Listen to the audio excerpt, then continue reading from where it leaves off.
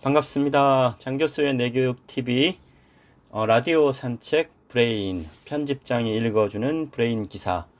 이번 편은 브레인 97호에 실린 내교육 칼럼. 기사 타이틀은요, 변화하려는 뇌의 질주 본능입니다. 미국의 내교육의 비영리 국제기구죠. 아이브리아 파운데이션의 이정한 이사께서 기고한 칼럼입니다. 2000년대 중반쯤 뇌 구조도라는 것이 유행했다. 순수하게 재미나 자기 어필을 위해 뇌 형태를 빌려서 자신이 중요하게 생각하는 것이나 가치를 두는 것을 구분해서 설명하는 일종의 온라인 상에서의 친목 활동이라 할 수 있었고, 가끔 만화나 영상 매체도 나올 정도로 유명세를 탔다. 물론 이것은 사람의 실질적인 뇌 구조와는 전혀 상관없는 일종의 놀이에 불과했지만, 이러한 놀이 이면에는 뇌는 특정 기능을 담당하는 영역이 정해져 있고 뇌의 구조는 크게 변하지 않는다는 상식이 존재했다. 1861년 프랑스의 해부학자 피에르 폴 브로카는 뇌피질에 언어를 담당하는 특정한 부분이 있다는 발표를 했고, 이를 시작으로 뇌신경학계는 인간의 뇌의 지도를 밝히기 위한 연구에 돌입했다. 이러한 연구가 한때는 특정 인종이 다른 인종에 비해 구조적으로 우월하거나 열등하다는 것을 증명하는 자료로 오용되기도 했다. 1904년 로버트 베넷 빈이라는 연구자는 미국 해부학회에 백인의 뇌는 전두엽이 더 크고 뇌량의 앞부분이 더 크기 때문에 더 높은 지적 능력을 가지고 있다는 연구 결과를 기고했고, 그 시대 여러 연구자가 문화나 인종 간의 차이를 분석하기 위해 두개골이나 뇌의 특정 부분의 크기를 연구한 사례들이 있다.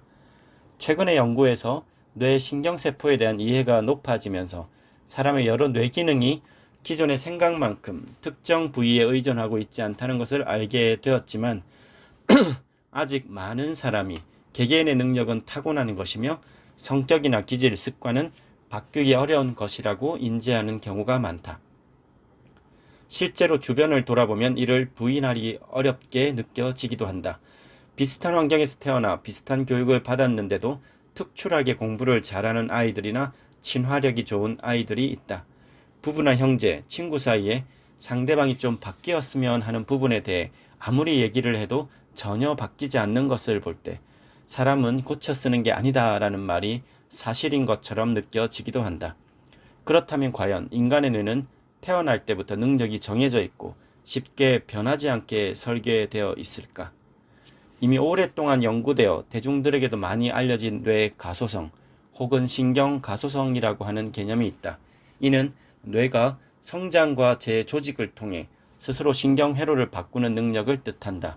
더 간단히 이야기하면 사람의 뇌는 태어날 때부터 죽을 때까지 끊임없이 변화하는 성질을 갖고 있다는 것이다. 초반에는 뇌 가소성을 연구하는 과학자들조차 이러한 능력이 해마나 치상돌기 같이 기억 형성에 관련된 부분에서만 일어나는 현상이며 주로 학습에 관련된 상황에서만 발생한다고 믿었다.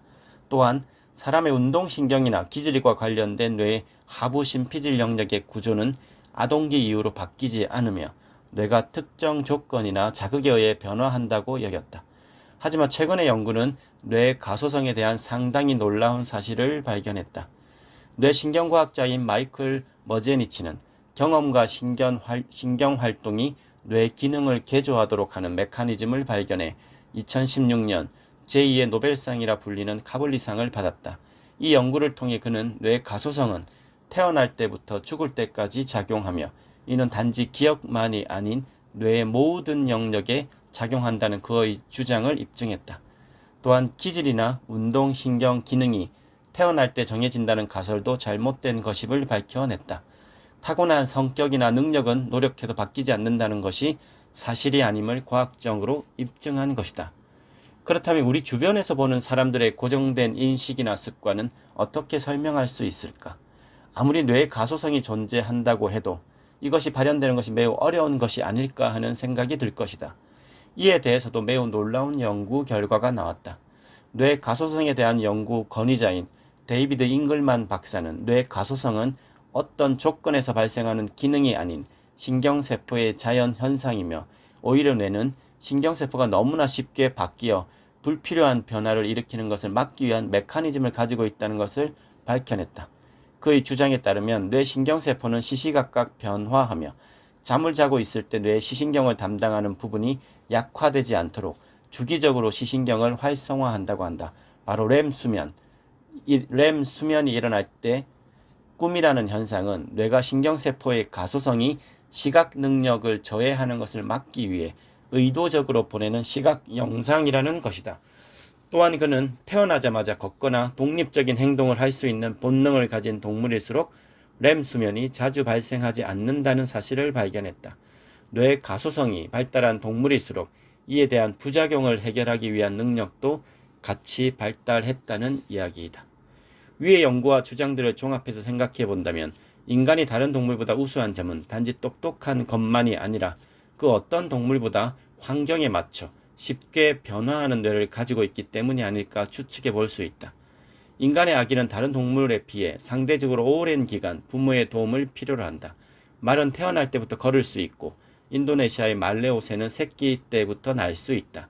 인간은 태어날 때 자신을 보호할 수단이 없음에도 멸종되지 않고 다른 동물들과의 경쟁에서 살아남았다.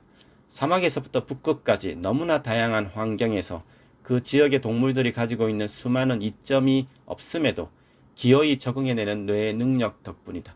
이처럼 변화하는 뇌야말로 인간이 가진 특성이자 본능이다.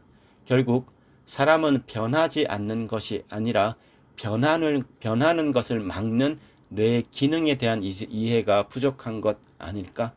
사람은 변할 수밖에 없고 의도한 대로 자신을 변화시킬 수 있다는 것이 새로운 상식이 되어 아동 교육에서 성인 교육까지 적용된다면 사회는 기존 해결할 수 없던 많은 문제를 해결할 수 있지 않을까 생각한다.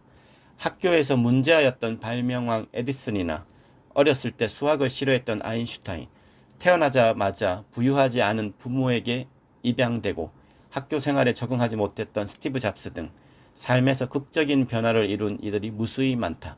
이 역시 그들의 타고난 능력이나 운의 결과로 볼 수도 있겠지만 뇌에 대한 연구가 발전할수록 개인이 진 가능성이 무한함을 보여준다. 우리가 만든 능력과 성격의 한계는 우리의 선택과 노력으로 극복되고 발전될 수 있으며 이에 대한 더 효율적인 방법을 찾아내는 것이 뇌활용 분야의 핵심 영역이라고 할 수 있을 것이다. 네, 브레인 잡지 97호에 실린 변화하려는 뇌의 질주 본능이라는 타이틀의 뇌교육 칼럼이었습니다. 장 교수의 뇌교육 TV 라디오 산책 브레인, 이번 편집장이 읽어주는 브레인 기사는 이걸로 마감하겠습니다.